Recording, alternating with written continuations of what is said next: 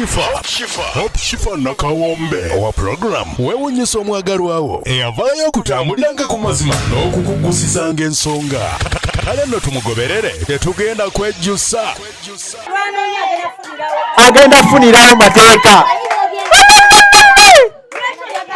Lwaki agatusubye embaga wano? Gomesa zambaze baani? Oyagala Gomesi nzambazaani ne gawuni. Lwaki onnemesa okukola? Kwayo sikini. Mukwano. Laba ekyengera kya Mungu. Ali ku nakyo kala kikyotalaba.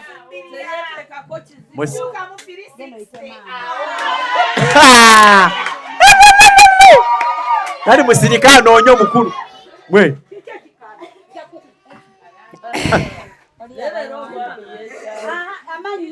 Amanya gange nze Nanyonga Joani. Nanyonga Joani. Ndaba nori basayise Nanyonga Rachel. Weddira ki? Nnyonyi Nyange. Anti ngoddamu ti neddira Nnyonyi Nyange. Ng'Omuganda. Weddira ki? Neddira Nnyonyi Nyange ng'Omuganda.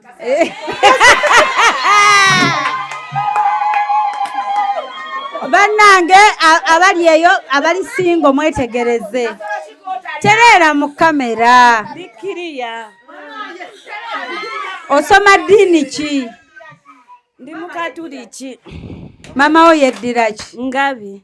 Akiddemu nti mama yeddira Ngabi. Mama yeddira Ngabi. Ow'Engabi tojja. Ate taata wo yeddira ki? Yeddira Nnyonyi. Tata nkozi ataawo tata abawanyi. Aha. Kakati. Oyina omwami? Omwami sirina. Onoonya oba tonoonya? Noonya.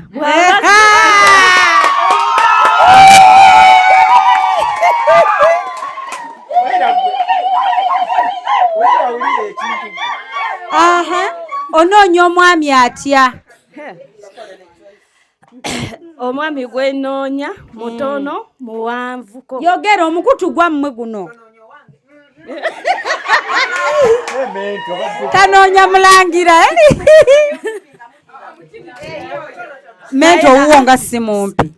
Bamubalira mu bantu. Saagala musajja muwanvu nnyo. Oyagala medium. Medium omusajja omuwanvu namufunako. Kye yankola kyali kika. Ono anaafuna. Abawanvu tabaagala. Medium saagala. Mumpi si mumpi, muwanvu si muwanvu. Ali awo small size. Munene nga yagejja olubuto obaga. Mpaza olubuto olwo nga lulimu ku ssente.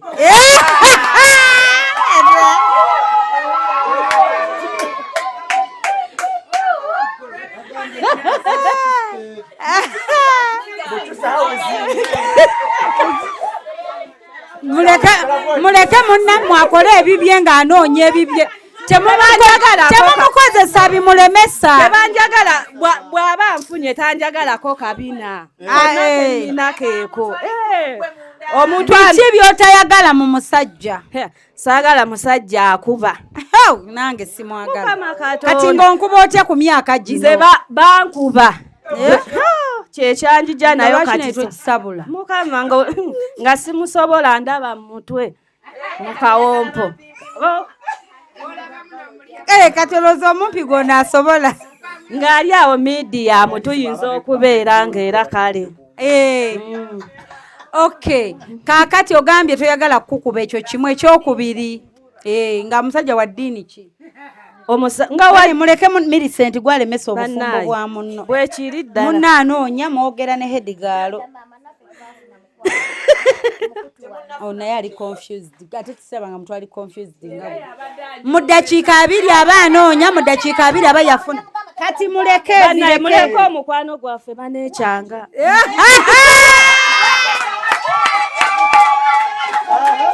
Joani yayagala ddonnoonya. Amanya nkozi gombi ogwogedde Joani Nanyonga. Nanyonga Joani. Obadde otugamba omusajja ddiini ki? Eddiini yonna gy'alimu. Kuba nze ndi mukazi okyuka. Kirungi nnyo. Yes.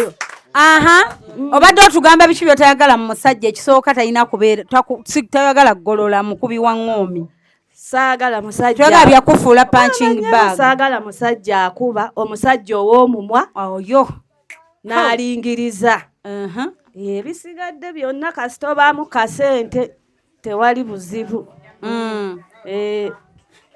Okay. Kaakati nga tumaliriza kozi ogambye byotayagala byebyo biweddeyo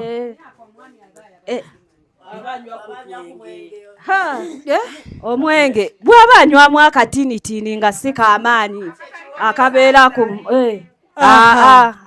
Okay, tribe ki gyotayagala? Omusoga saagala. Abasoga otugobye. Omulala? Abasigadde tewali buzibu. Mpozi omudinka naye.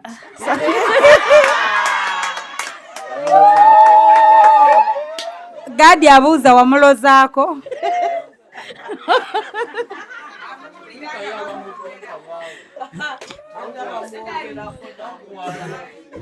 Muwulira nti baaba osula kutebuuke oyo kye mmutyako omudinka. Kaakati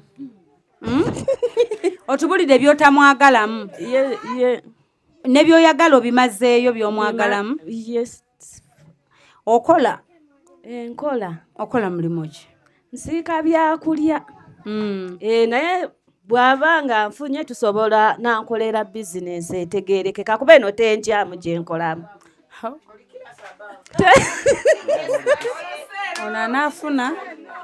Ono anaafuna ng'alimu olujesika.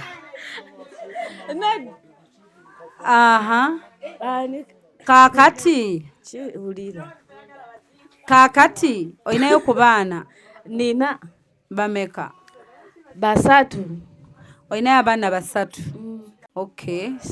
Olinayo abaana 3 obeera nabo oba babeera ne taata waabwe? Babeera ne taata waabwe. Ekyo eky'abaana obalabirira takifaako. Bali babalabirira bulungi. Nze nzija omu. Mpozi nakujja kuwummula kyekyokka. Olaba n'omuto asembayo yagenze. N'amagi mwegali gakyali mu manje. Okay. Onaamuzaalira? Siya. Oba balongo, ate tujja sooka na balongo. Wekitaaweerwe. Bombeewulira. Ku bbanga lyemmaze.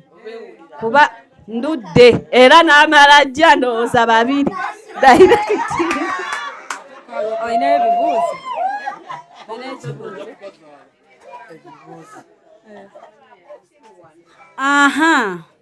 Kozi naye nze suubira nti byotayagala obimazeeyo.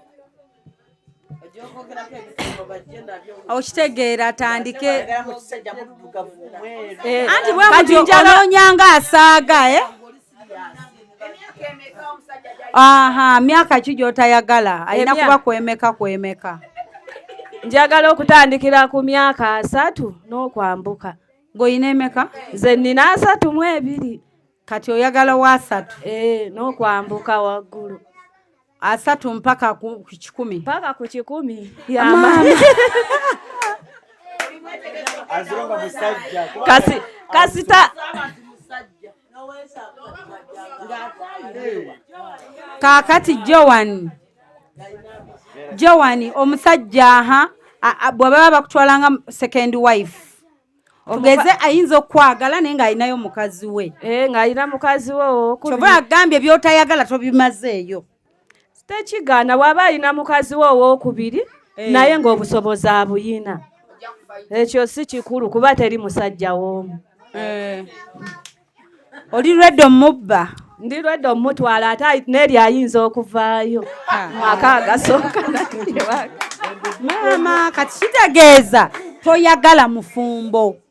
Omuntu ali okke n'omusajja alina mukazi we toyinza agamba mbu n'eri ali lwedde ovaayo. Anti bye mukolera biyinza omusanyusa osinga eri kyentegeezezza. Nedda mukwano buli naye musaaga n'abasajja byomukolera tebikoma byabwe bye baagala. Mukwano ne 1-8 ojja gikuba. ekyo noonya bibyo naye bojjayo gyali noonya owuwo noonya ebibyo ojja beera disappointed mukwano.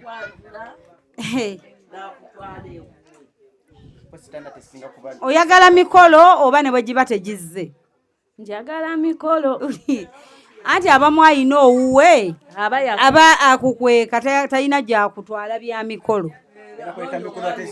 Sanga tufunga ngumi wali toyingira mukasajja wange. Aha. Ate birala. Ako kamazi. Wamma oyina kyoteyogeddeeko. Omuntu aba anoonya agamba ndi mukazi mukozi nyina ekisa ndi bwenti CV yo bagiyita profile. Bana ye muzungu ya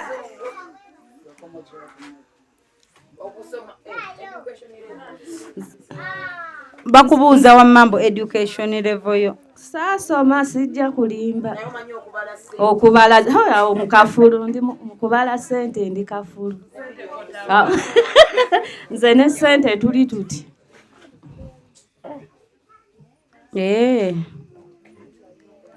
Naye ngo omusajja gwe nnoonya kikulu ebigambo byange bitono. Waki ono Jemmy agambye nti oyo aleka muyaayi. Munnaye bakirabye nti she's not serious. Bagambye you're not serious. Tokitegeeza. Siri serious. Ndi serious nti noonya. Kirabika lwakuba ebigambo byenjogera bye biraga nti siri serious. Naye nga ndi serious.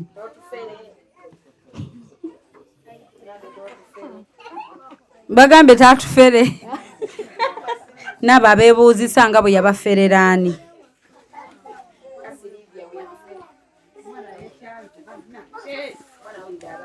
Bagambye mbugamba kimu I'm looking for husband material okomaawo.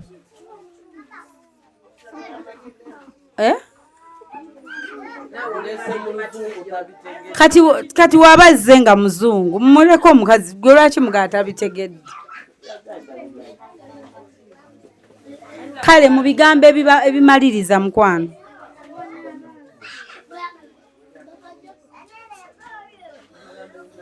Maliriza ne bannaye Patrick agambye olinawo ssente mmeka akutwale.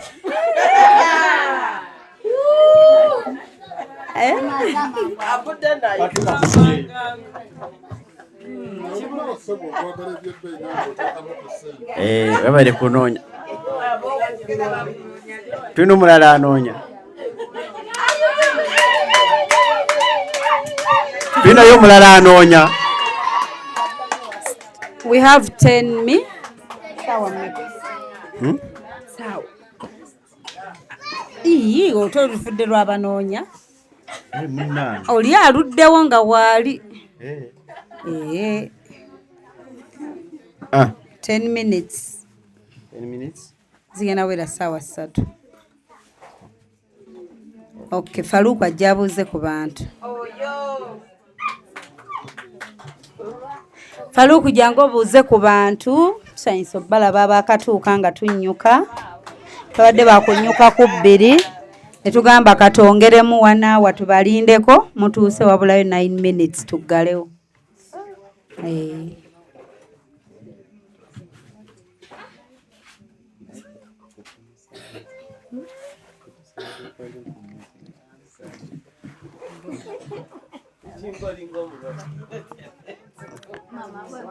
Ab'emikwano nsanyusa okubalaba. Kale ssebo. Mwenna abaliko online hahayi. Amannya n'eddoboozi. Lutakome Faruku Ediboy chairman omubwenti. Kakati nyongera okuba kulisa omwaka omukadde. Eno ye Sunday yaffe esoose mu mwaka. bannaye abaliko online tweyanziza nnyo obuwagizi bwammwe. Mwebale nnyo, mwebalire ddala obudde bwe mutuwa ne mubeerawo ne mutusapootinga mu buli kimu. Njagala okubuuza ku Mame Hope kuliko omwaka mukadde ewamu ne Uncle Ibula Kibuuka kuliko omwaka omukadde, ne Mukama yeebala akutambuza olugendo olulungi n'otuuka.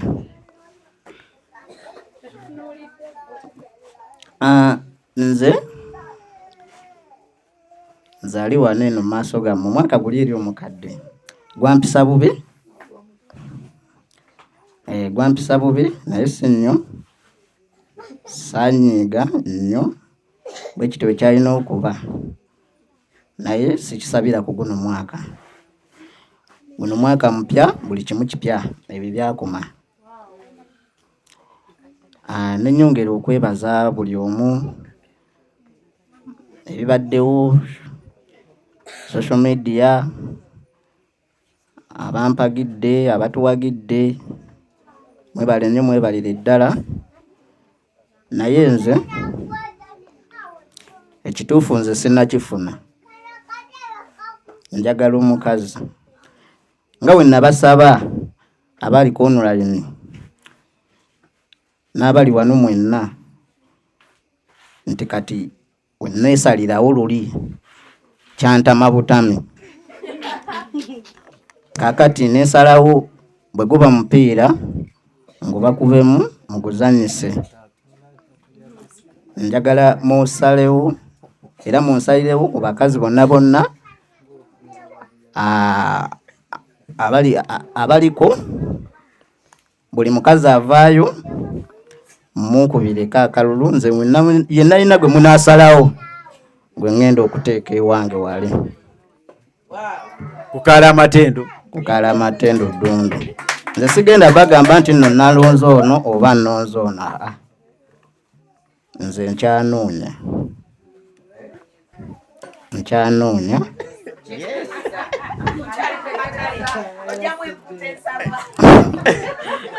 Yasemba okusala wamangu batukuba nange nekijjuka n'ennyombo bambi tufunye Silivia ne bankuba oguyinja mu mugongo.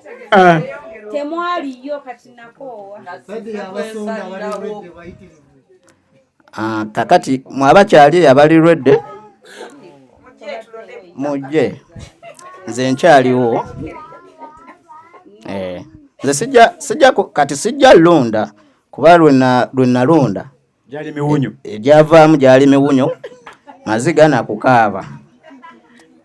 Lwe neesalirawo. Banaye sina bingi byakwogera, naye mbaagaliza olunaku olulungi, mbaagaliza n'omwaka omulungi. Neyanziza nnyo neyanziika. Right. Omugole atubuuzizzaako muwulidde. Bannange ndowooza muwulidde.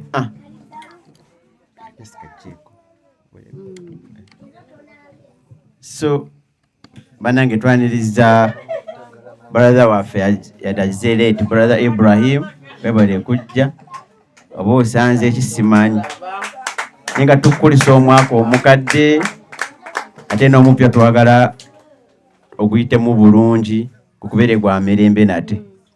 Webale nnyo bali kujja yadde wade bali bikuteganya naye n'ogambe nedda nja kuyitamu mpaka omwaka omupya eno meeting tensubwa mbeerewo. So tweyanzizza nnyo, tweyanzeege.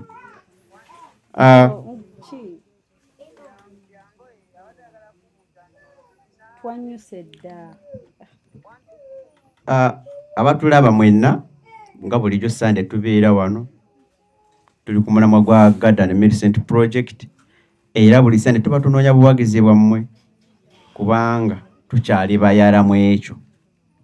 Tukyetagira ddala obuyambi bwammwe abaakatweyungako, ababadde naffe tuba tunoonya ssente. Ssente ezo za kugaziya wano kuzimba wa nnyumba tukoleko bizinensi. Bizinensi eyo ejja kubeera wano wennyini we tuli. So twetaaga obuwagizi bwammwe nnyo ddala mu maanyi. Twagala okwebaza mwenna abatambudde naffe omwaka oguwedde nga n'essaawa zino omwaka guno mukyali naffe tubeebaza nnyo nga bulijjo. Mpozzi mami ngenda kukuwa gundi bano abatiimu Shifa Bakaddundu aba development group bafunayo akasente akatono ka charity okase ku nsawo ya charity before watugamba nti before birthday date okolayo awo ka charity obutabo bipeni biki so wali abasonzeyo akasente akatonotono si nnyingi wabula kino mutima mugabye era muyina ssente kubwabwe bwe tuliko obudde buno mwe muyina ne ze mufissa mutuweeko tukole charity nange wendi wano neetaaga charity so abatuuze basogere ng'oziterese kuba ndi bubi nyamba ozitereke saagala Katonda kunnyiigira omanyiza amazima ge galinzisa nyamba ogere ng'ozitereke sizakulya ndi bubi ate okimanyi zitereke walayi zitereke toli mutere nenda ssebo okusinziira era naye zitereke kanzitereke tereke kyekyo naye nga kyakwebaza bonna abalowoozeza ku charity omanye charity wabeerayo omuntu gw'olowooza nti ola abantu betulowooza nti abatusingako obubi ate babalowoozaako guyinza okulowooza nti oli bubi naye kati bano balooza bagamba bali bubi naye ate olaba abasingako ndabe olwo zigenda okunkema kaningizeemuko just laba jasi bana ngataddeko smile ennene wow baasa nnene nno kyokka bo bagamba katono ebiri tweyanzisa nnyo Swaga mama timu Shifa bannaye tweyanziza Swaga mama olabye sente za charity bwe zizze n'omukisa wow mulabye ab'e Bakaddundu be mugamba mutemubategeera mmwe abaliko online be bantu b'e Bakaddundu gano maanyi g'ebakka omanyi sente noba toyanzisa mu nsawo ezinyuma obbalamu okitegeera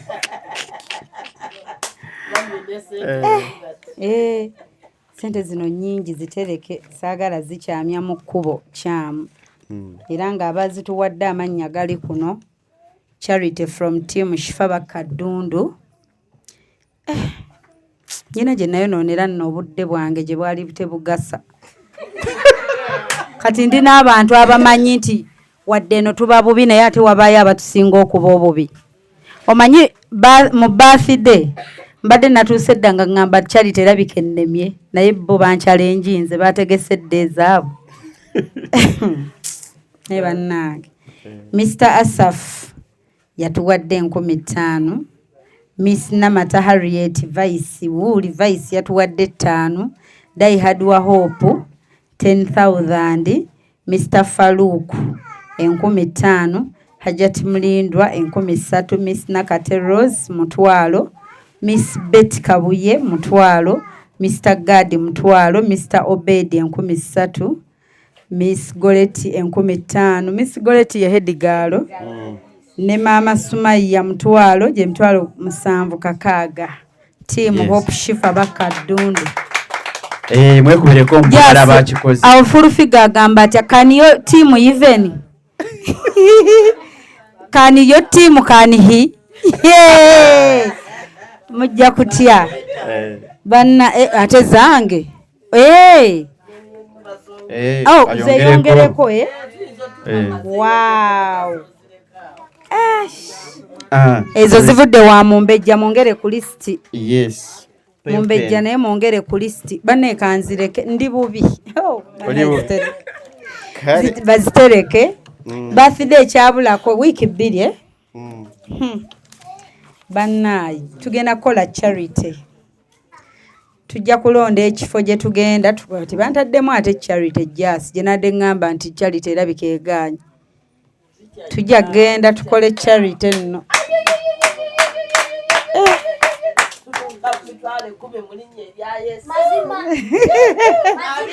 Never naye kani yo team kani hii.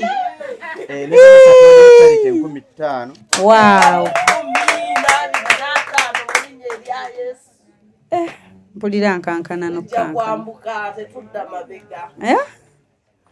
Kyewuunyisa. Mbadde nabivuddemu dda. Kumbe mmwe mubirowooza bye nayogera edda. Nali nsaaga.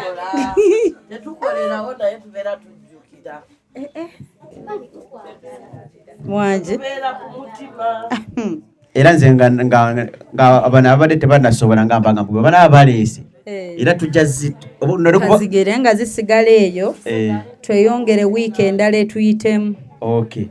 Era nabadde ngamba abasigadde ng'owulira kutuwa ku charity zigenda mu nsawo ya charity zino okitegeera sisa kujaajama nsimanyi motoka yafudde ebyo tibiri tujafunayo ewantu we tugenda tuba surprising kuba charity yaffe eba ya surprise nange mba simanyi tukuba kalulu ne tulonda ewantu we tulaga. Kansiimye.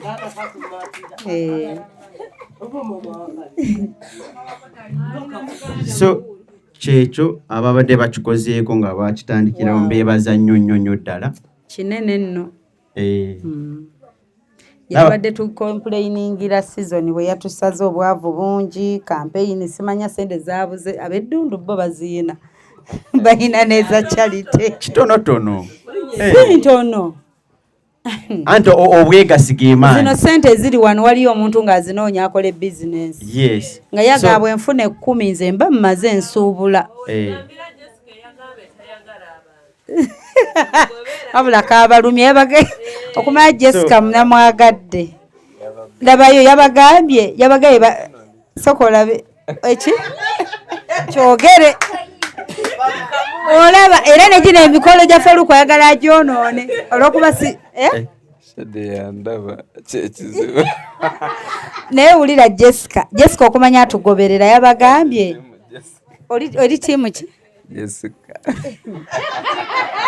labayo okumanya Jessica atugoberera yabawadde ennaku 2 ez'okukyala mukyale Sande oba Mande. Sande agimanyi tubawa gaadi yalutwala dda Mande lwakukola rush hour mbuze ennaku we baba bakukyala aba family ze bakyala yalonze olwe Mande olw'okukola n'olwa Sande olwedde olw'owa gaadi kati mukyale mulabe. So abantu abo bambi abakirozezaako ekya charity mwebale nnyo mwebalire ddala kikolera ddala amakulu n'abo waliwo omukyala yajja wano ono Hajati waliwo yajja nanchallenge nga yajja n'abaana nga bazze tulaba naye yawa 15 baziweeyo eri nze okitegeera lwaki yayagala abaana be bamanyi nti waliyo okugaba si okitegeera yali assaamu omulamwa si singa yali yagala ziba yasobola okuzimpa nga ate nabo nga weebali naye yazibawa. Yes, so tugezaako okuzimba omugigi omupya kino ekyajja wano kituyigiriza bingi kitegeeza nti wali bye tusoma oba tebye tuyiga wano eno. So mwebale nnyo mwebalire ddala pozi njagala kwebazayo abantu abatuusiza mu Christmas ng'oggyeko gye twafuna eya Mami Hope ne Mwami Ibrahim gye batukola ku Sande olwo nange abandowoozako nga ne bagamba neegadde oba alidde ki ne bampa ku Christmas naye njagala kubeebaza era nabawandiika amannya gaabwe wano eno ng'oggyeko Mami Hope Shifa Mr. Ibrahim Kibuuka be basookera ddala mbakubireko mu ngalo be basooka tulowoozaako wano eddundu okitegeera waliwo Immaculate from Jinja abeera Saudi Immaculate ebyo byakoze ate bino yagula muwala wange embuzi ng'ayingira top ng'agenda mu P1 n'atuwa Christmas yabatadde ne ku mwezi gw'Amataabo mpaka waviire Saudi mwaka mulamba mukubireko mpugalo. Immaculate yakoledde ddala omulimu gw'amaanyi mu Christmas ate abadde atambula naffe ne project agiwa So wona woli Immaculate tweyanziza nnyo webali kutwagala nga Happy Family. Tulinayo yes, Happy Family tulata jimanyi. Sibwe kiri. So ina brother amuyita Muchunguza Amos ali Kampala awo. Bana abantu bakimbogera, bana abantu just akubira essimu nakulowooza ko nagamba essimu eno eri ku mobile money tebagibanja nti ye tinkutaliddeko bweziti. Nyinako Muchunguza Amos brother ali awo e Kampala. Nyinako Mami Christine Nagawa UK. Banange tukwebaza nnyo nnyo yadde wafiiriddwako daddy tunyolwako wamu naawe ne yampisiza mu Christmas ate yakikola Christmas ye ne nalongere yagimuyisaamu. Tuyinayo Kichoncho Perus ali Canada. Oyo muwala naye abaddewo nnyo nnyo nnyo gyendi ne Christmas yagimpisaamu bulungi. Ninayo Rosemary Namukisa. Hello.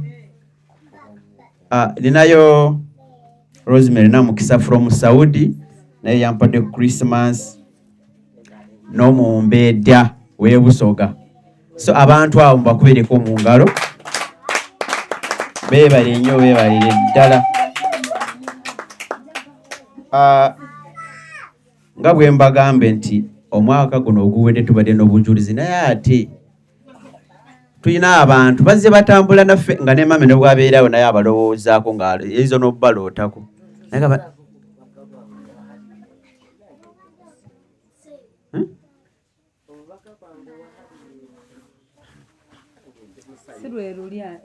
Harriet.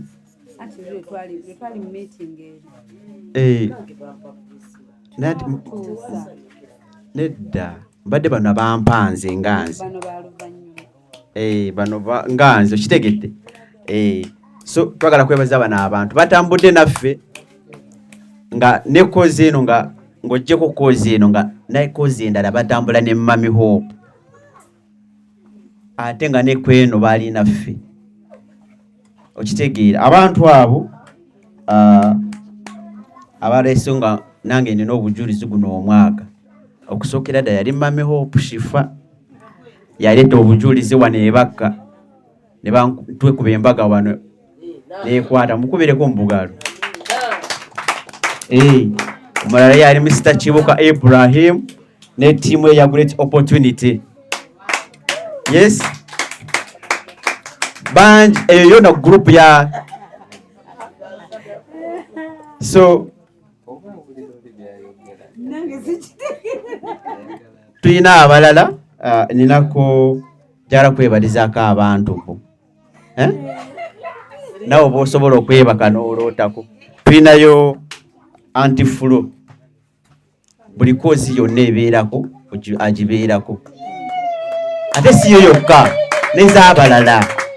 So abantu abo tubogerako mwanya batambudde ne mama okumala n'emyaka n'emyaka ate nga ne kozi yange nga mwebali. Tuyinayo famire ya Sempa batambudde ne mama nnyo nnyo nnyo wonna weebali tubeebaza nnyo. Tuyinayo Aunt Frida Sebalu onaye mukyala abaddewo nnyo ne mami ate nga ne kozi eno teyagirekerera. Tuyinayo Mami Agatha. Tuyinayo Mama Agatha mukubereko mu ngalo niyo mumbadde mumulaba ku mami kwatava nga nange mwendi. Tuyinayo waliwo omukyala gwe bakolera surprise bamuyita Rita Namale. Oyo Rita Namale wanja bamukola surprise yankabya ku maziga. Oyo omukyala ng'oggyeko kozi z'abalala eya mami n'abalala bonna bamuwa obujulizi nga abadde ayamba abantu. Buli muntu gw'alaba ku TikTok ng'eyeetaaga obuyamba abeerawo. Yatandika naffe ndowooza mu kwanjula mu mbwaga nga ne mama yabadde yeegomba wamulabeko nange namulabyeko. Okitegeera. So Rita Namale wonna wooli tukwagala nnyo era ebintu buli ensi yonna ebiraba. So tukwebaza nnyo nnyo ddala. Tuyinayo omukyala Jenny owa Ethre yali Oslo oyo Jenny tumwebaza nnyo ddala naye mumanyi nnyo Christmas yayambaza abaana Christmas. Yes. Tuyinayo omukyala aweerera abaana bange awayakwa school fees zaawa bano buli term. Akoze omulimu gw'amaanyi nnyo. She's called Penny. Tegeera.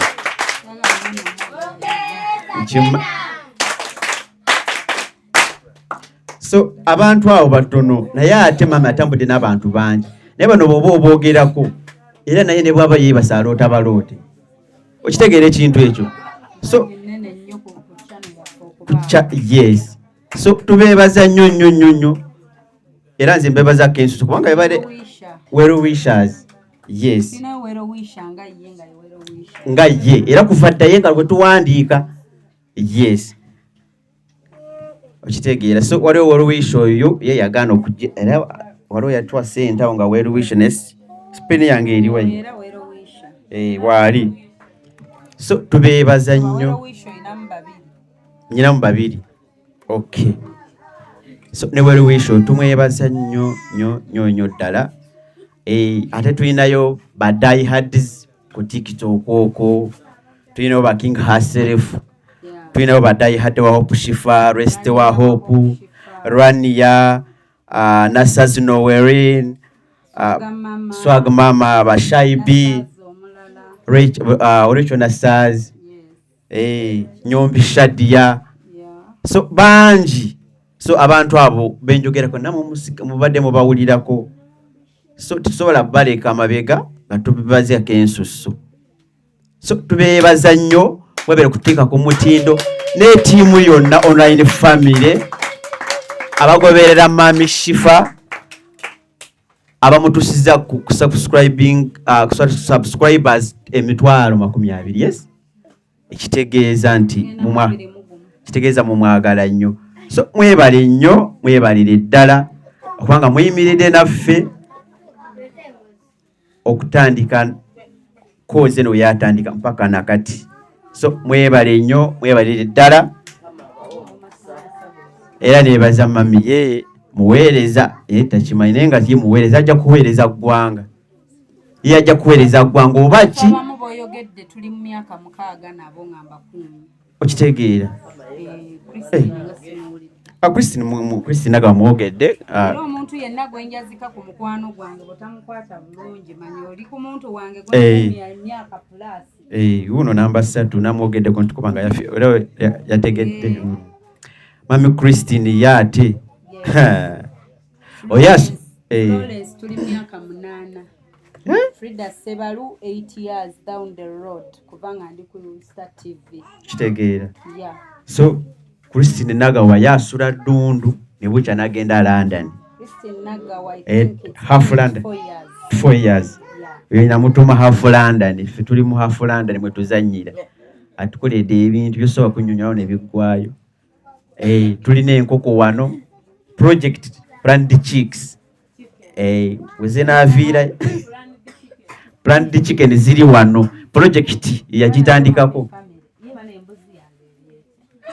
Jere nyirira bitya naye mnange tene oba yawaka tugitwalayo oba waka oba tewaka tetumanyi njagala enjoji kezeeyo sagala kumbuzaabuza oba naye yafuna ekisanga ekyamama mama metayagala ki mama twamugamba ono mama twamugamba tugenda kitwala ku mbuzi efune olubuto tiba nange mugenda kitwala ate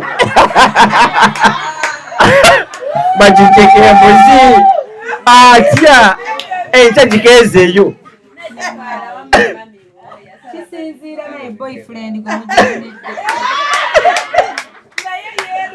mami ate ogikulifunira boyfriend oba kiki satae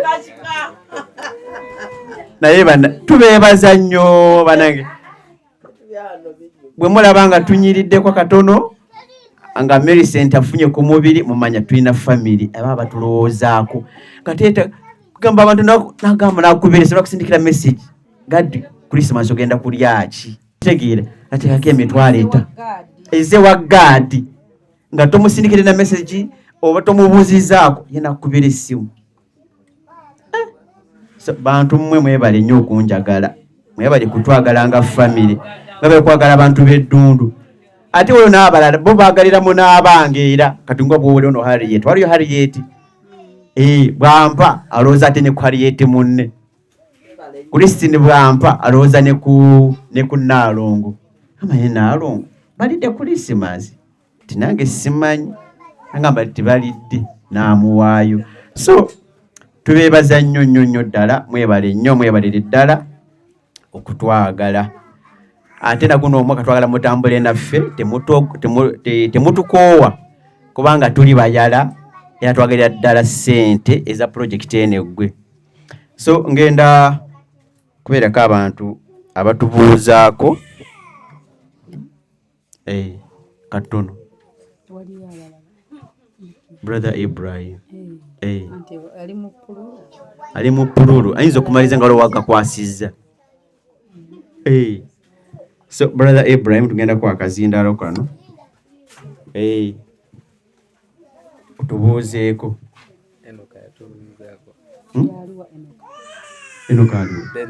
Dennis. Yeah, you get it. Anti nze mulowoozaako. Bana happy new year. Happy new year bro. Nsanyuse nnyo balaba. Naffe tusanyuse okulaba bro. Bana abaliko tusanyuse balaba. Naye omwaka nze nagumazeeko bulungi. Omwaka nno nadde teguntabulidde bulungi naye nagenza okugumalako nga ndaba Faruku ne Jessica. Kale banaye bankoledde omwaka. Faruku tumukubire mu bugalo.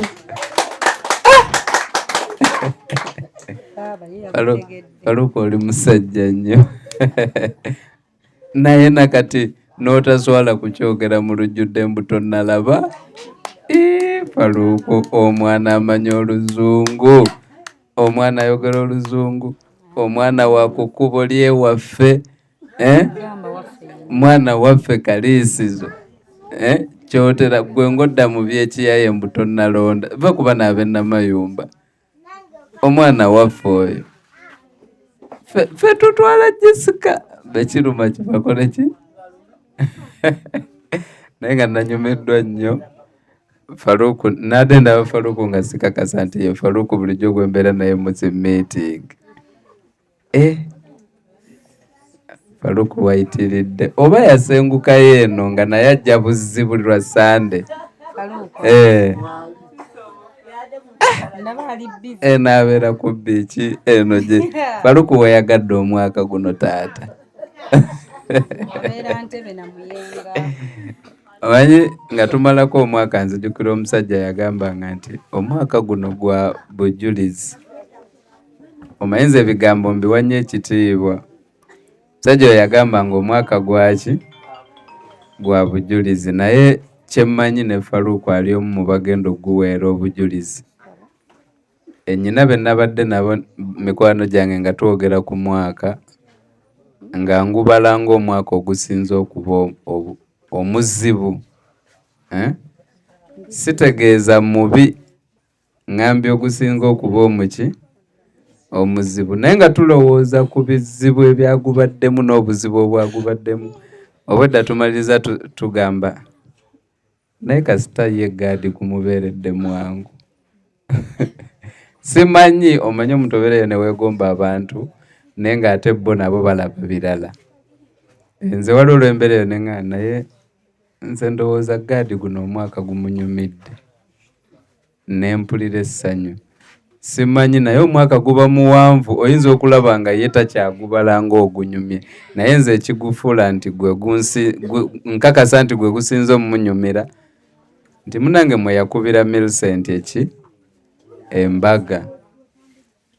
Era nze nteroga abantu nti bwe wabayo achievement gye ndaba mu mwaka guno eyinza okuba nga yabadde embaga ya gaadi and Millicent. Ndowooza kye kintu kye sisobola kwerabira mu byabaddewo mu 2025. So njagala kugatta nange eddoboozi lyange neebaze buli muntu alina kye yatuwa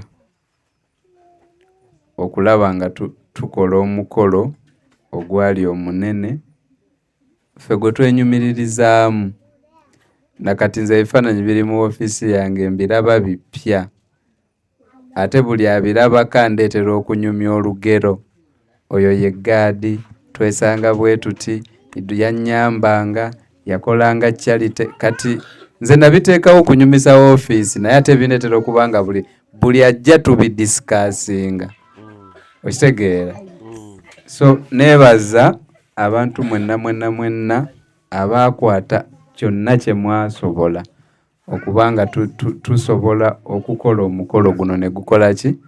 Ne gubeerawo. Kuba abantu be weerabidde, nze gwe njagala okuddamu okumentioningako omukyala bamuyita ye Hajati Aisha. Omukyala oyo yatuwaddiko. Yes. Ye Aisha. So omukyala oyo naye mwebaza nnyo. Wabula. Mukubire ku mbugalo. Mwebaza nnyo. Yakola ky'amaanyi okulaba ng'omukolo gwaffe gulabika bulungi. Yes. Okitegeera? So ntandikidde mu vibe naye njagala sooka kwetonda nduddeyo. Etubeera ne meeting ffe gulawo omwaka ate ebeera ng'era nga bagita get together mu estate eyo. Kati olunaku lubadde lwa leero. Era n'omwaka oguwedde waliwo era olwaliwo era najja leeti. So gye mbadde fubutuse Katenda ate nga bwe bagaa nti kumanyagana. Ate kati gwe bw'otalabika tulina estate ng'abamu babeera Bungereza, abalala Germany, abalala wa. Kati nga buli omu alinnya n'akomawo n'agaa katugende tumanyagane ng'abatuuze b'omu kitundu. Kati bw'obeesamba olumu kirabika si bulungi. Era ndowooza nvuddeyo banga 10 mu kitundu nga bo batandika nze n'enzirukayo. So kyekintuusizza leeti. Okay. Kati kyemanyi nnyinza okwogera ennyo ku engeri nze gye nnaakatandika meeting. So ng'ate ng'abantu abamu bakoze eki? Bakooye. Naye nga njagala kwagaliza nnyo ak'ensusso bamuyita Vice. Nkwagaliza omwaka omupya omulungi. Njagala kwagaliza menta kulika baby.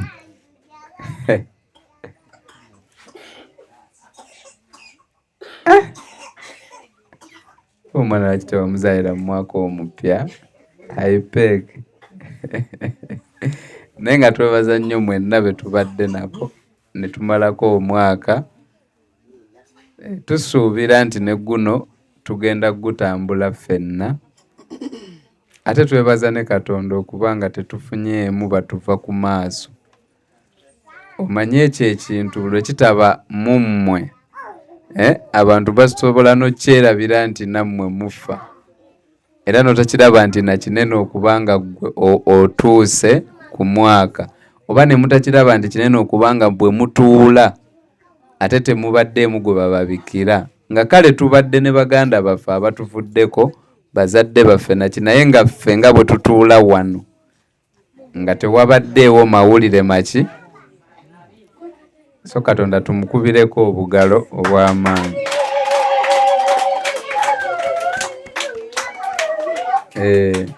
Tusanyukirako ne baganda baffe, bazadde baffe, mikwano gyaffe abali online ngera tetufunyeemu kyekango. Nange njagala kwebaza Mami Christine Nagawa ak'ensusso. Ekisooka tumwebaza okubeera mukwano gwa Hope Shifa. Ndowooza Mami Christine Nagawa alayika mukwano gwa Hope Shifa nga nze bwe ndi mukwano gwa Gaadi.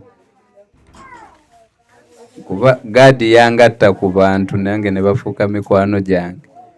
Kati ne mukyala Christine Nagawa olw'okuba mukwano gwa Shifa ate yafuuka mukwano gwa mikwano gye. So ndowooza ye muntu gwe nalabako ku lusooka oba asatu mu lumu nga mpeereza ka Happy New Year. ne gadi teyasobola oba yagala nti si ebyo ebyekisiru tabyagala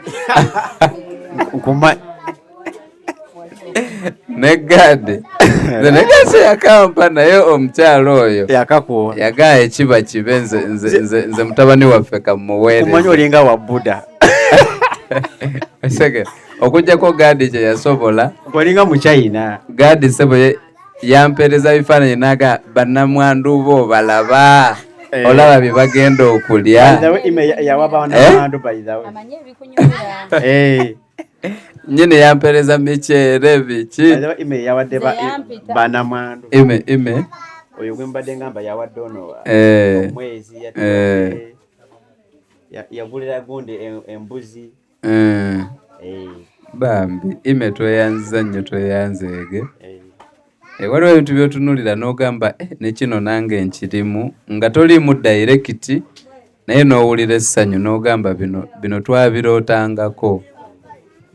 Ojjukiramu akaseera nga wagendanga ewa brother wo olye ku muceere kati nawe n'olaba nga nawe waliwo abalidde omuceere ku lulwo n'okisanyukira.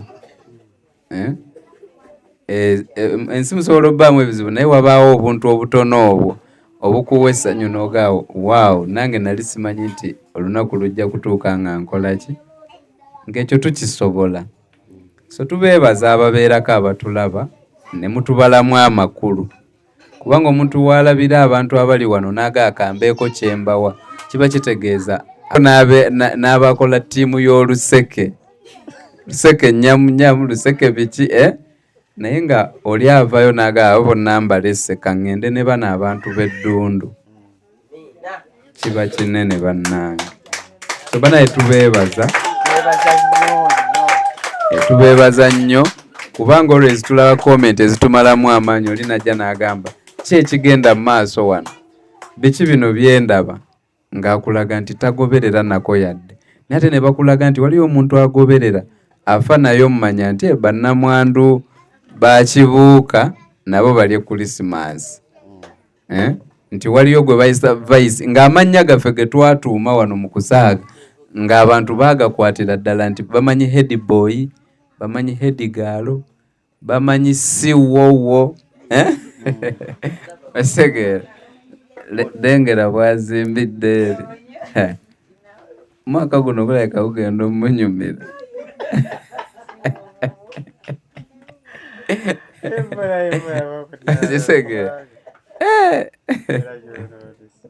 So bannaye tubeebaza nnyo, tubeebaza. Si byangu omuntu okukwata omutwalo gwe n'akola ki n'agukuwa. Naye ne guno omwaka tukomyewo tebyawedde, tukomyewo ku luno ate mu maanyi. Twagala kuzimbira gaadi ennyumba, twagala mugulira poloti, tumuzimbire ennyumba, tumukolere bizinensi. Oba guno omwaka ndekerewo okugamba akagambo tumute, mpuliranga gaa nti oba bwe nkwogera nga mugaana eddaka tugenda ziwaayo tusobole okugira nga tukyabalabako. Kale bwe tumala obbisonda tunayiiya ekirala, tunayiiyayo ekirala kuba mulabika temwagala gaadi ye tumute. Osegeera? Naye nga tusaba ku ssente obubbo buno tubuteekawo okulaga ekituleeta nti tulina ttiimu Ibula, ttiimu Hope, Shifa. So twetaagamu ssente ne abagaa nti ttiimu mukolo oba ttiimu projekiti ssente zituteereko tusobole okukola ki okutambula. Kyandibadde kimeekinga nnyo sensi ne tutatuuka mu makkati ga mwaka ng'eno ensonga teggwanga. Okitegeera? Tusaba tuleke kutunula nga bajjooka basaaga, eno ensonga naye ekole ki egguke ggwe tulabe ebirala bikyali bingi, ebinyuma bingi. Ebbugumu ndiraba tuyinza obba tugenda kuddamu tufune embaga endala makeke. Otegeera?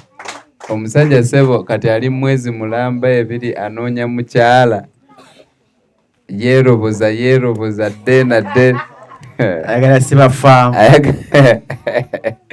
so tuyinza okumaliza nga tufunye embaga sibalina endala bamutwala ku biiki sibwa n'akyakalamu ate n'abakyawa bamutwala nemuyenga n'alya ne ku keeki n'ekyennyanja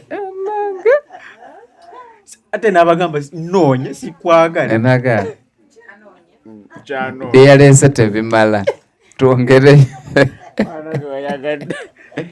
so naye nga byonna maanyi ga nkitwala nti maanyi g'abantu b'eddundu mu empagi kwe tuyimiridde okubanga byonna bye tubala bikola ki bitambula. Twebaza nnyo bazadde baffe ababeera naffe wano. Olumu njogera ne mbalaba nga basumagira, omanyi nze nsembayo okwogera era nakkiriza osalibwa omusango nti njogera abantu ne beebaka, kumbe baba bawuliriza dda. Eze ne bwe njogerera eddakiika emu mba ndwawo, osegeera wagwayinze ne otandika bwenti ngaga ono naye alwawo nobwobanga ogenda kumala eddakiika ntono ne bwebeemu nze mba ndwawo olaba mindset eyo, osegeera. Naye nga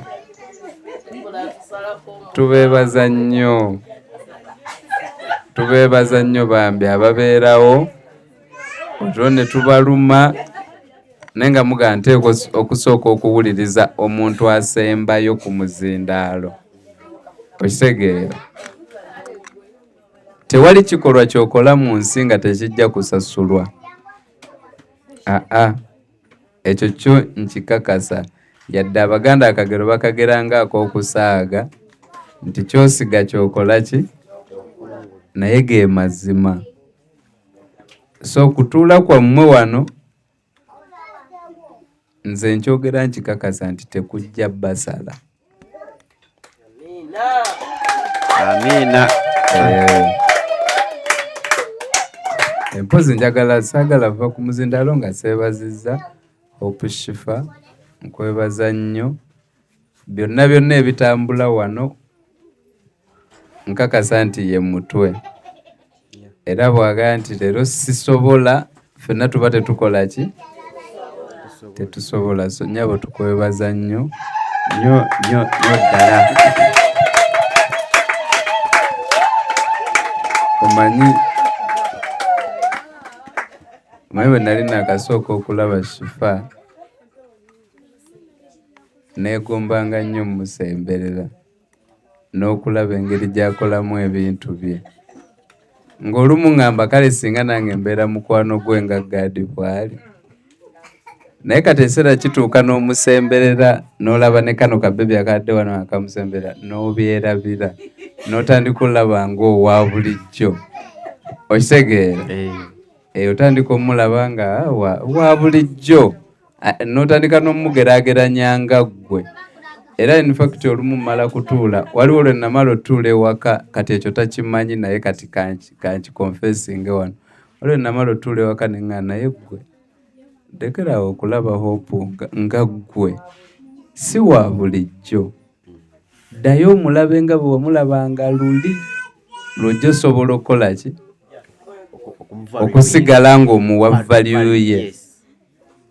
So tukwebaza okubeera nga toli wa bulijjo, naye ng'otuwa embeera etulowoozesa nti tukutuuse, nti twenkanankana naawe, n'otuwa ne chance ekujajinga. So tukwebaza. Mbyogera kuba mbikakasa nti nja kuwa example ennyangu, abasinga muyinza obba temuzimanyi.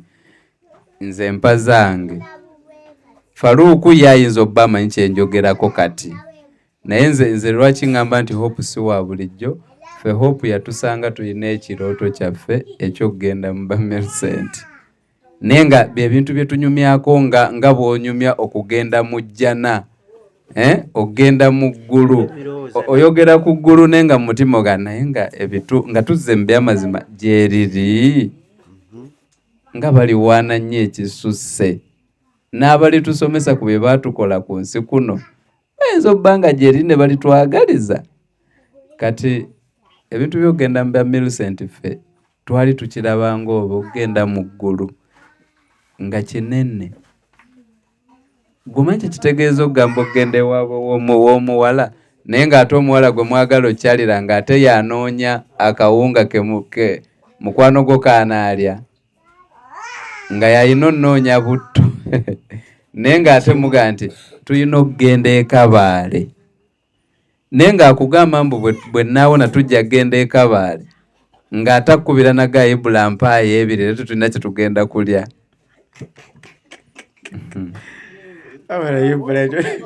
Kati ng'obiraba n'obitunala oti noga ono naye ave mu by'ekisiru tufe ku by'obulwadde naye bino bye ebyekisiru asooka akola eki. Kati ne zireeta omuwala ye n'averinaga kugenda bugenzi waabwe wamuwala nti eyo tugende.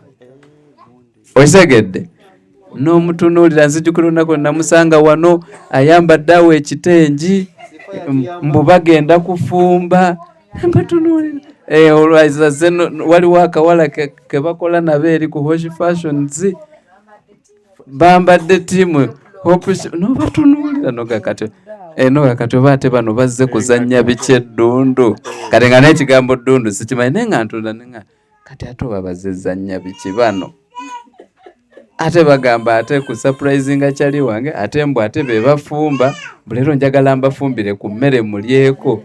Kati nga ntunda kati ekyo nakyo kinene. Nze mmanyi abakazi bafumba naye nga ye okuza ku valu ye yalaba okubafumbirako nga nakyo kinene kubanga ye amanyi kyakola ki kyali. Ne kati nga nze nga kati omuwala okufumba kati kyekyo naye nga nsirika ne tunula kinene kye bagera okukola nsirika nti nenga anyway ng'era nsigaza eŋŋombo yange nenga abanaku ebbanga lyonna baagumira ku kwekiina. Manyi abanaku beekiina nnyo mbu kitaffe ali mu ggulu. Babeera kitaffe ali mu ggulu biki erinnya lye litiibwa naye nga n'enjala ebaluma ddala singa kitammwe ali mu ggulu. Kati natunuuliranga neŋŋamba ffe ebyatulema agenda bikola atya ate nga nga tetukalina nga twakkiriza kuba tetukalina nga kyetusobola nti katulabirire gaadi ne Millicent we bali. By the way nze gaadi yayogeranga kukyalira ewaabwe w'omukyala ng'era ŋŋambe era bannange kugamba ng'era neewuunya abantu ba ttiimu abakakande n'abantu bakakande balina okukkiriza. Okitegeera kuba nze ndi muntu amanyi bye sisobola naye Shifa bwe yajja n'akikola ze zimu ku nsonga kwe ŋŋambira nti si wa bulijjo. Okitegeera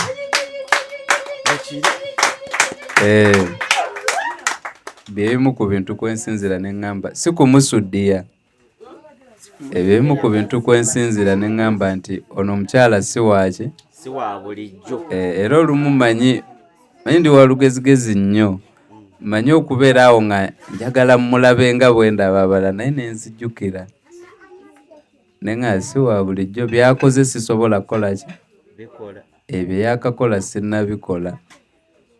Kati olumu bw'aba ayogera nnina okudda ebbali mpulirize njige naye tukwebaza okuba nga toli wa bulijjo naye ng'okkiriza otuula naffe n'okkiriza n'akasente kaffe ke basonda aka charity n'okawaana nkumanyi kiba kivudde ku ntobo y'omutima gwo ng'okasiimye era n'ekyo nakyo si kyangu. Ffe abamu bwe tufunamu otuuka ng'omutwalo tokyaguwulira nti ki ti ssente.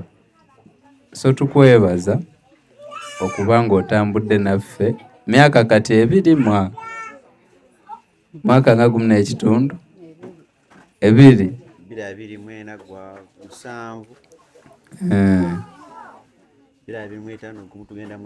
myaka gigenda wera 2 so tukwebaza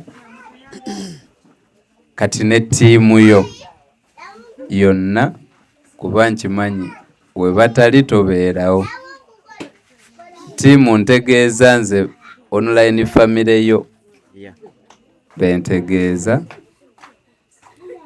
Then nange njagala kwebazaayo aba Great Opportunity abampeesa ekitiibwa nti buli lwe nzijja wano amafuta gemba nvuze gaba gavudde mu kampani. Okitegeera byonna bye tukoze wano eba ttiimu ya Great Opportunity. Beebazaayo ak'ensusso nti omwaka nga guggwako twafunye challenge era nagibanyumiza ne bakwata omu ku ffe ne bamuteeka mu kkomera. Oba lunaku lwadde lwa ggulo, ndowooza oba ggulo oba za ggulo, nabadde naye nga tuli munyonyo tunywa kacaayi nga yakomyewo bulungi. So nenga kyatutte miliyoni nga 10. So miliyoni 10 kuba tulaba sente entono nnyo, kuba tulabibwa abantu abali mu Amerika, abali Canada, abatusinga obukulu. Okitegeera naye nze yali alemeddwako okutuula senior 4 olwa registration yali ew'emitwalo 12. Ekyo nno kiba tekitegeeza nti zaalema nze, kiba kitegeeza zaalema maama wange, ne zirema baganda bange, ne zirema mikwano gyange, n'abasomesa kwe nali nsomera essomero nga nabo balaba bwe bazinteekamu essomero kilisuula. Okategedde ng'olyaga nti Kibuuka oyo n'ageza n'aregisteringa nga taleese emitwalo 12. Bizinensi tuba tugizannyiddemu nnyo ejja kukola ki? Ejja kugwa. Okitegedde nentuula omwaka mulamba nenziramu nenkola bupya nenoonya registration nenoonya biki. Kati nze mmanyi ate okubanga nze nakulidde ttiimu enoonya miliyoni 10 mu wiiki etya kunze kiba kinene. So nebaza ttiimu eyo mbamanya abatono babeerako olwembe eddundu baba balaba. So mbeebaza nnyo mwenna abawulidde omulanga gwaffe ne mutagamba nti ate kubanga era bwe budde bwe bumu ate mbasaba sente za Garden Millicent mbagamba nange twetaaga sente. Ffe tulina sente zaffe ze tweyama, simanyi watu akaleeta mmeka naye tulina ezaffe ze tumanyi. Kati mbabanje ezo bannaye twetaaga sente ate nga nkyabanje ezo ate ne tufuna omu ku ffe gwe bateeka mu ki? Mu kkomera. Kakati ate nenzija ne baga ate kino ekiri emergency. Nenga ate oluusi waliwo eyabadde yakampa eggula 2 nti ago kagende ewa Gaadi. Kakati ate n'omugamba nti ate twetaaga endala, twagala sente. Bino ebya Gaadi mu bisse ebbali naye ate tebinnaggwa tuwummuzaako biki? Biwummuze. So ttiimu eyo mbeebaza nnyo okubanga tebatukoowa oba nga tebankoowa. Okitegeera ne baba nga batwegattako buli lw'obayita. Nabadde mbagamba wali naye nensooka nenkomawo neetonda nti lwaki njagala nnyo abantu ba online tubakubire ennyo engalo oba tubasiime nti nze nkubamu akafaananyi mbizzaamu ne ŋŋamba singa nze mbadde eri nandibadde nzikiriza ebintu ebyo nti bituufu. Ekyo kimu. Bwe nandibikiriza nti bituufu nandikkiriza nti sente zino gwenzikwasa oba gwenziwa agenda kukola ekyo kyennyini kye tuzimuweera. Oba ontegeera bulungi. Kuba nze bwe mba ngaba sente ebyo byonna mbibala. Kati ntunuulira omuntu akwata sente n'azikuwa nga takulabangako ng'ayinza n'obutakulaba. Kifaanagana ddala n'omuntu akuyita maama wo naga oyo maama wange naye nga si ggwe omuzaala nga toli muzaala naye nga agamba ekyo ekitiibwa nkimuwadde. Kati bwe nkiraba ku ssente ffenna tukeera kunoonya ssente ffenna naye omuntu okunoonya ssente ze ate n'amala n'azikwatako n'agamba kampeeko menta, kampeeko oyo omuntu gwe bandaze mu kamera gwe bayita Vice naye ali e Christmas. nze bwe nkikola amulaba kyangu kuba mulaba ali riyo mukwata nako naye oli tamulabangako ayinza n'obutamulabako naye neyeerekereza n'agamba nkuwadde emitwalo 2 ansanyudde omukyalo oyo zimumpeere singa oba yeggwe nga gwali eyo kyandibadde kyangu ozikwata oziweeyo. So banaye tubeebaza nnyo nnyo nnyo. Nengatako eddoboozi okwebaza omukyalo oyo atuweererera obwana obwo 2.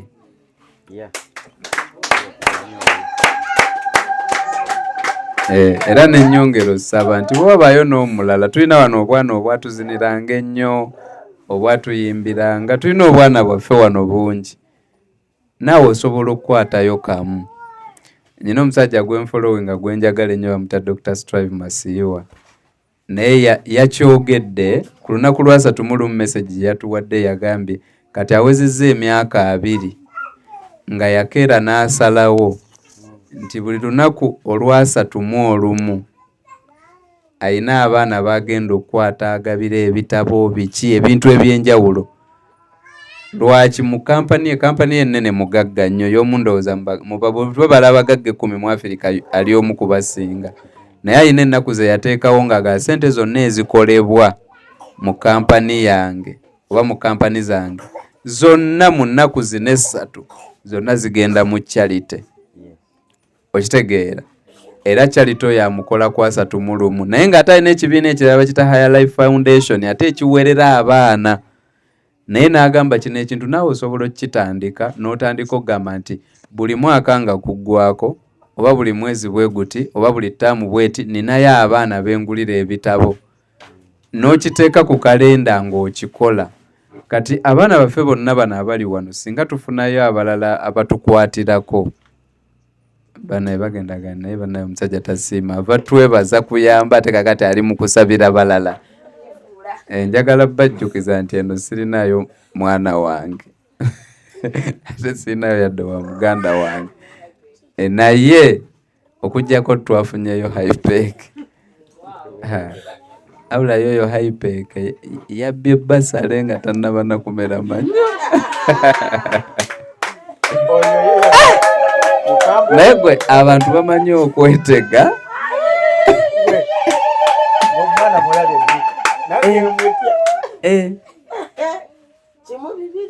Hypec oyo Hypec yatweteze tetulina kyakukola segera kati onyonyola otya nti Hypec yaviira mu musiniya yakubi oba towemudde basobola okyogera. So naye nga twebaza kuba message yange nga tumalako omwaka nali mbajjukiza nti twandibadde tuweerera ki abaana byonna mu bitukolera byonna tubikola naye nganze kibuuka tewaliyo kintu kyenvaluwinga kyenkanankana na kusoma. So omuntu yenna tukwatira ku mwana tubeebaza nnyo kuba kewabe wano we tuli online singa tetwasomako ebyo ebintu tebikoleka ate settinga live ate kakati egize ate noonyaamu bino kitwala okuba nga wagendako ku ssomero. Sitegeeza nti abataasoma si bantu naye n'ataasoma obunaanyizibwa okumanya naawe by'oli mu kufiirwa mu butasoma abo ate n'otakyagaliza mwana wo okitegeera. So tusaba mutwongerereko nga bwe bakwata ku sheri ne ku bulala obuliwo okwatayo kamu kamu. Ffenna singa twewayo ate mu kyalo wali amasomero nga ga layisi. Nze obwana bwempeerera nze busomera amasomero ga mitwalo 15, 8 naye omwana oyo bw'asoma ng'ayagala munnange bw'omusanga ku yunivasite tomwawula naye asomera mu lya kakadde. Bw'aba mugezi ate ne bw'aba musiru era atilisiti aba yayiga okuwandiika ebintu ntubwe biti ebitandikirwako era obulamu ne bukola ki ne bumwanguyirako. So ndowooza nkome wano mpozi akatale ke kajagala kwebaza Millicent okutufumbira. Kuba mwakafaananyi nga twakubye Millicent embaga ejjo tugenda owulira nti ate yanobye yali afa mbaga. Bana Millicent tumukubireko obugalo. Millicent webale butatuswaza.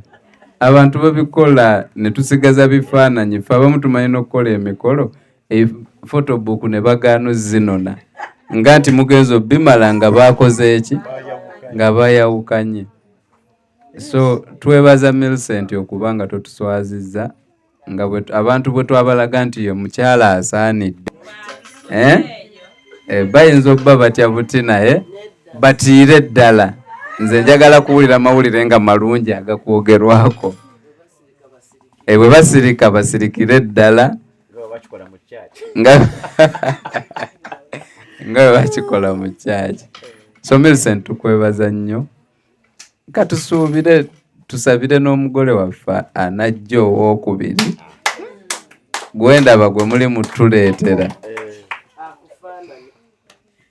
Bw'akula abeere nga Millicent. Segeera.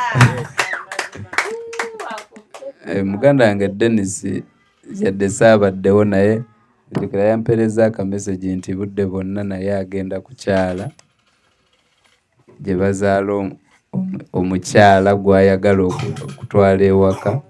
Pozi byaddi?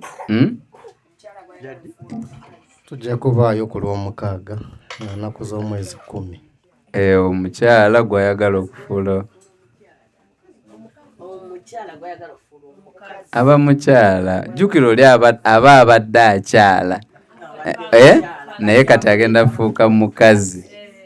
So Dennis nkwagalize obuwanguzi mu ekyo. Nandikugambye nti wabikola mu budde bubi naye teri budde bulungi.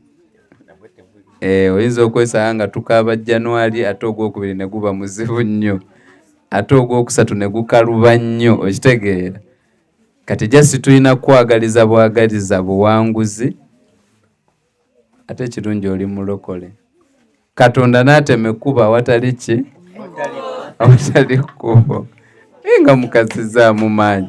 Tusabire Dennis Allah ateme ekkubo ewatali wallaahi kubanga akole ebyamagero. Ate Katonda atuyambe ebyaddala. Katonda atuyambe Dennis amutemere ekkubo awatali kkubo kubanga bwe kinaagaana natandise okutya. Nina omuvubuka gwe mbadde ndaba atwagaza Katonda naye nga gye byaggweredde nagenza omulaba nga ate agenze eriffe mu bajjajja be twagoba ng'agamba nze ebizibu bye nnina mbiyitamu nga nze. Osegedde kati abantu abasinga baakutusa emiki bambi Katonda ayigotteme ekkubo ewatali kkubo. Abantu be bagenda bamuviiramu ddala nga balimbiddwa nti waliyo another alternative, nti waliyo bw'oyita eno ye tumusabye agaanye. Osegeera tusaba mube tubeera nabo abatuliraanye. Omanyi abo tubalaba ku TV tetubaliraanye nnyo naye abatuliraanye tusaba nnyo terukeera nga batandise onnoonya amakubo ewaki ewalala. Nina n'ebirango by'endaba gye mbeera ate kaakati 31 tugenda kubeera bakka ne ŋŋamba boogera ku bakkono gwe mmanyi ne ŋŋamba tebukeera ne mbanga mubagenda okuŋŋaanira eyo nga ne menta mwali.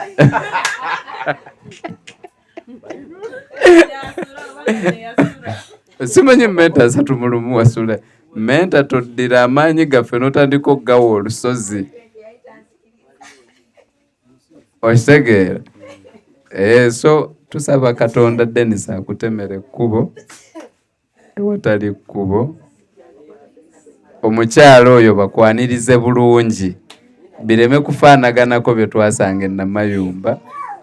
Twagala bakwanirize bulungi era ekitiibwa kimale kiddiraani Mukama. Okitegeera? So neyanzeege Alright, tweyanziza nnyo bro. Wabula tuwa obugambo. Yes. Naye nga tuyingira mu mwaka twagala kwebaza brother Ibrahim atulise ekyemisana buli Sande mukubereka engalo ez'amaanyi si kya bulijjo ate si kya buli muntu. Abagambye nti omuntu abantu bye batukolera gwe weeteeka mu bigere osobola kikola singa gwe ku muntu mulala nawe ng'olinga atulabira okwo okitegeera. So ebyaddala brother Ibrahim tukwebaza ebyaddala si kya buli omu kubanga nga bwe tutuula wano tuliise ekyemisana okulya Luganda mpozi bwe bagamba. So eyo engombo ye yagiteekerako ddala wano Eddundi buli Sande. Tukwebaza ebyaddala brother Ibrahim webale nnyo obeerere ddala ne ttiimu yo yonna great opportunity mwebale nnyo mwebalire ddala. Nti okufumba kikulu. Omuwala azze wano afumbye. Agenda kumaliza n'alabira yafuna ansa n'alabira era nga kikulu agamba owaayi kale kati gwafumba kati gwafumba wakimuggyako yakironkinga kale yalonkinga okufumba gwa n'okuteeka mu nkola. Yes, so yalonkinga tumwebaza nnyo kubanga naka akavidiyo kakyaliyo ibula ng'alyawo nga tabitegeera alala birabe. So banange tubeebaza nnyo mami bwali kwagala Ddondo kati tugenda myaka 2 simanyi oba kyali kibaddeko awala n'abeerayo ebbanga bwe riti simanyi yabimanyi naye tukwebaza nnyo. Buuza mami oba mbeerayo ebbanga bwe riti togenda wala nnyo. Buuza mami Millicent alina ennamba omulabako. So kintu okitegeera soma tufaluwinge obudde obwo nnyo ddala.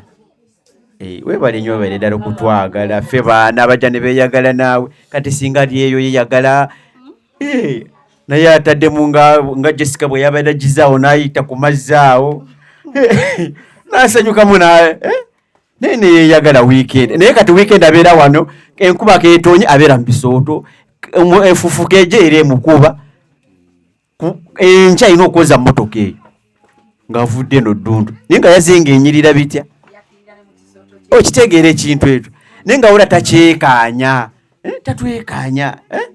So ekintu ekyo kyanja bannange njaga mubeereko n'omutima bwe guti sagala bitu mubirabe bulabi bikome wano Eddundu njagala bibeere muffe obijje wano ofuka ambasada tubeere ba ambasada b'abantu abalala.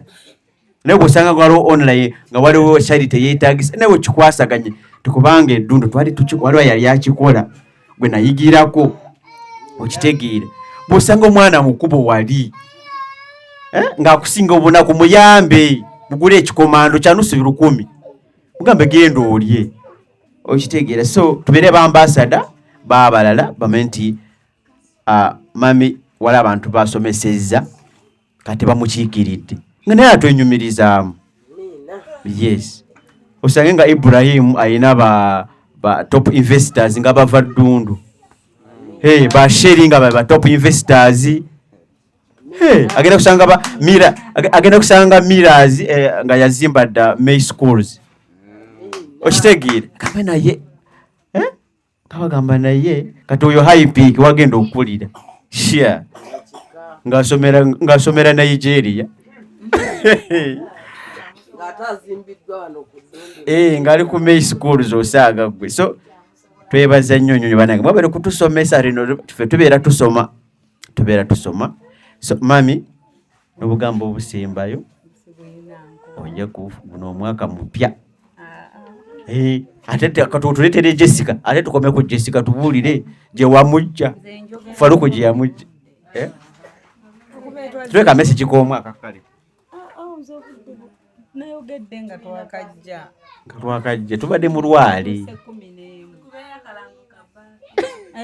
ako nkakuba ate emwoyo mwenna terisuubirya ekimuli ky'essenyi era tosuubira siina nagoogera ku nkaaba gye mukaaba obwavu mwana togireeta nze njogererawo ebirabo byenjagala mubimanyi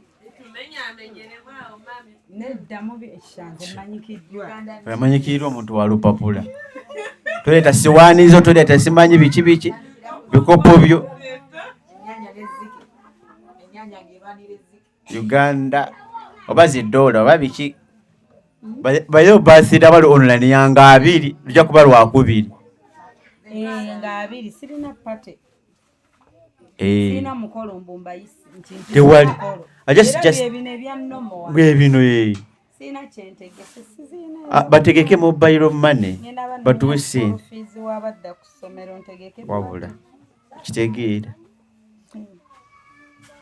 so katukoze tutya kukyaki omaliriza ebyo pate birthday ya 2 January lwe banzaala ebaako nsobola okuwa excuse ekirabo otakifunanga 2 kwendi mpaka February so January babies January babies ntandika 15 mujaba mulonda naye okuva 15 nkwata ebirabo mukitegedde zange zimanyikiddwa zireeta nakawombe shifa alright okitegedde keke tugisalira wano kyekyo siina kirala okay so muwulidde kyekyo abalu online banaye tubeebaza nnyo okubeera naffe olwaleero tufuniye esaala brother Dennis tusabire esaala tuza tuggalewo meeting si bwe kiri okay tusabire esaala ey'omwaka etandika omwaka ne first week first Sunday mu oba meeting yakwebazaako okay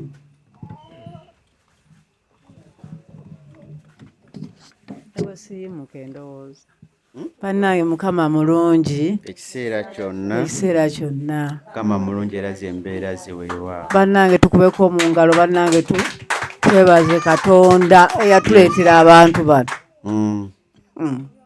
bannange neebaza Katonda ekirabo eky'obulamu amiina bannange neebaza bannange Mukama eyatuleetera Hope Shifa kaakati ate n'ateekako ne Uncle Ibula bannange baatukolera ekigambo ekyamaanyi nze bannange ntuusa okwebaza kwange mu mutima bannange ndi musanyufu bannange tweyanziza nnyo tweyanzeege byonna bye mutukolera amiina bannange Mukama abongere omukisa amiina era newe mujja Mukama azzeewo byonna bannange nze nasiima nnyo nno nze ku lwange nasiima bannange neewuunya nze neebaza nnyo bannange neeyanziza nnyo neeyanzeege amiina mumbejja bw'atyo bweyeebazizza oyo mumbejja bassebo tebafukamira obadde ki ono ssebo tebafukamira tewamulabye ne mu lubiri tebafukamira so katufune